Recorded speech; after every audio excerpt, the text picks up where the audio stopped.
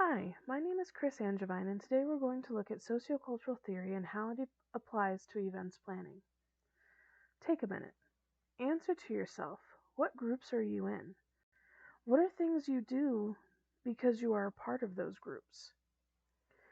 Groups can be anything from age, nationality, ethnicity, religion, artistic, scientific, gender, criminal, and so on.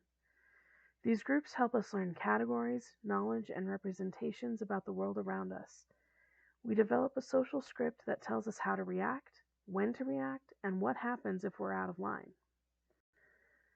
First conceived by Russian psychologist Lev Vygotsky in 1934, sociocultural theory basically means that we learn models for how to organize our views of the world from other community members. This informs our beliefs, standards, ideas, idols, community practices, and problem-solving skills. So how do we apply this? The theory requires that events planners incorporate two things. First, as stated, society influences everything people do. Second, they need to understand that they need to design experiences that enhance society. This means that the events a target community attends are also governed by sociocultural models.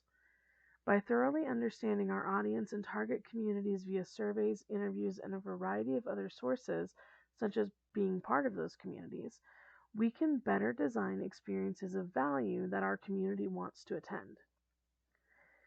Events that effectively utilize sociocultural theory are careful about their symbolism, verbal and nonverbal communications, and operate on cognitive assumptions that the target community would have already made based on their sociocultural models. For example, we want to run an event like a conference for teachers that utilizes their desire for self-improvement and skill in community building, and we want to use appropriate messaging. We would put emphasis on items that appeal to both of those, using small group work that then comes back together as a large group to present the work. This is what a teacher would expect, but also provides something that enhances the way they perform their life's work. This is also how we should approach evaluation. In what ways did we provide messaging that was in line with the target community's sociocultural models? What ways did we fall short? Perhaps a well-meaning message was read differently than expected and it caused some attendees to take away a negative experience. Or we missed an opportunity to make participants feel more connected to the event. Or perhaps on the other side, we had messaging that was spot on because it fit many things the participants expected and related to. Overall, we want our event to fit into their lives, something to come to that can enhance the way they are currently interacting with the world.